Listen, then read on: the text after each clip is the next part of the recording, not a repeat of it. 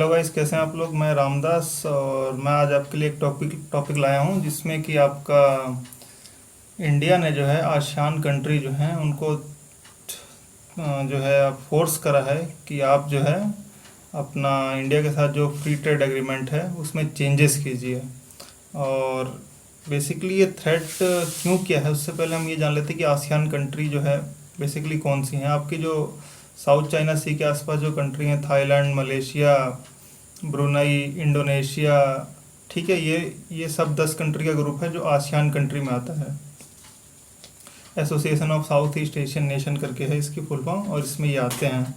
तो basically ASEAN और India का जो फ्री ट्रेड एग्रीमेंट था ये 2009 में हुआ था। इससे पहले जो है 2003 में इंडिया ने जो है आपका कॉम्प्रिहेंसिव इकोनॉमिक कोऑपरेशन साइन किया था 2003 में। उसके बाद 2009 में जो है फ्री ट्रेड एग्रीमेंट आसियान के साथ हमारा साइन हुआ था। तो बेसिकली इंडिया ने जो है ये अचानक जो है फोर्स क्यों किया है आपका एशियन कंट्री को फ्री ट्रेड एग्रीमेंट में चेंज करने के लिए इंडिया के साथ जो 2009 में हुआ था। तो उसका देखिए रीज़न मैं आपको बताता हूँ। 2017 और 18 में इंडिया और एशियन कंट्रीज़ का जो आपका ट्रेड था वो 81.3 बिलियन डॉलर था, और वो हर साल 14% से ग्रो हो रहा था। अगर ये अभी की दिक्कत कोरोना वायरस को साइड कर दिया जाए तो फ्यूचर में ट्रेड जो है इंक्रीज़ हो गई। तो 2017-18 में हर साल 14% के हिसाब से ग्रो हो रहा था, और 2017 में जो है आपका ये 81.3 बिलियन डॉलर का ट्रेड था। पर इसमें सबसे बड़ी दिक्कत थी कि इंडिया का जो इंपोर्ट था, जब वहाँ से सामान लेते थे, वो 47.13 बिलियन डॉलर था, और जो हम भेजते थे, एक्सपोर्ट करते थे, तो 34.2 बिलियन डॉलर।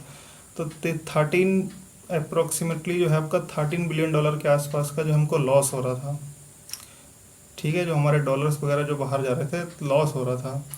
तो बेसिकली इस पे थोड़ी सी पॉलिटिक्स भी जो है गवर्नमेंट जब से एनडीए के आई इसमें होती है कि एनडीए कहता है कि यूपीए ने जो है फ्री ट्रेड एग्रीमेंट जो है सही नहीं करा।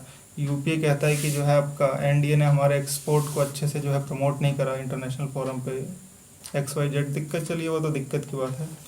मेन सबसे बड़ी दिक्कत क्या है? सबसे बड़ी दिक्कत ये है कि हमारा इंडिया का चाइना के साथ कोई भी फ्री ट्रेड एग्रीमेंट नहीं है। इंडिया का चाइना के साथ कोई भी फ्री ट्रेड एग्रीमेंट नहीं है, पर इंडिया का और एशियन का फ्री ट्रेड एग्रीमेंट है। दूसरा, चाइना का और एशियन का फ्री ट्रेड एग्रीमेंट है। तो बीच में आ गए एशियन कंट्री। चाइना ऊपर से फ़ायदा उठाता है। कैसे?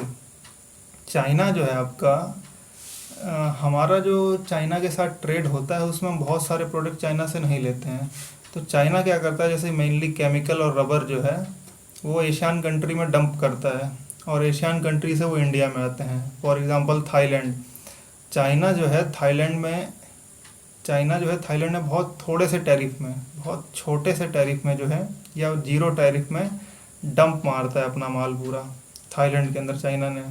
ठीक है, फिर थाईलैंड से जो है, चाइना ने थाईलैंड में डाला, थाईलैंड से जो है आपका वो इंडिया में आता है। तो ये बहुत बड़ी कंसर्न है। खाली थाईलैंड से भी नहीं आता है, लेकिन मैं एक एग्जांपल के तौर से दे रहा हूँ, और कंट्रियों से भी आता है। बहुत बड़ी ये दिक्कत है। उसके बाद क्या है आपका कि 5 से 6 साल पहले जो है इंडिया ने एशियन कंट्री को बोला था कि आप अपना जो है ये थोड़ा इसमें देखिए, दिक्कत आ रही है। पर एशियन कंट्री ने उतना ध्यान दिया नहीं उस समय, क्योंकि हमारे भी चाइना के साथ रिलेशन अच्छे थे, और चाइना के साथ उस समय कोई भी पंगा लेना नहीं चाहता था। अब जब इंडिया और चाइना की में टेंशन बढ़ी है और चाइना की पूरे वर्ल्ड में बैंड बजी है, हमने उसको जो है फोर्स किया एशियन कंट्री को, तब वो लाइन पे आए। दूसरी दिक्कत क्या है आपका? बड़ी दिक्कत नहीं है, छोटी दिक्कत है, लेकिन है एक दिक्कत। जैसे आपकी इंडोनेशिया हो गई। ठीक है, हमारे इंडिया में इंडोनेशिया के जो भी प्रोडक्ट आते हैं उसमें हमने 75% तक ड्यूटी ऑफ कर रखी है, इंपोर्ट ड्यूटी जो हम लगाते हैं। पर हमारे बहुत से प्रोडक्ट जो इंडोनेशिया में जाते हैं उस पर इंडोनेशिया अभी भी 50% से ऊपर ड्यूटी ले रहा है। 50% तो मिनिमम ले ही रहा है। जैसे मैं आपको एग्जांपल देता हूँ, जापान के साथ भी उनका एफटी है। तो जापान का जो है ऑटोमोबाइल, कोई भी गाड़ी वगैरह हो गई, वो जाती है जो आपका इसमें इंडोनेशिया में, तो सिर्फ 5% ड्यूटी लगती है। पर इंडियन ऑटोमोबाइल जब जाता है आपका इंडोनेशिया में, तो उस पर वो 35% ड्यूटी लगाता है गाड़ी पे। 35% तो वैसे ही रेट बढ़ गया। जापान का 5%। तो इस तरह से टैरिफ की भी दिक्कत है, थाईलैंड में भी दिक्कत है, ठीक है। तो अलग अलग सेक्टर में जो है आपका दिक्कत है।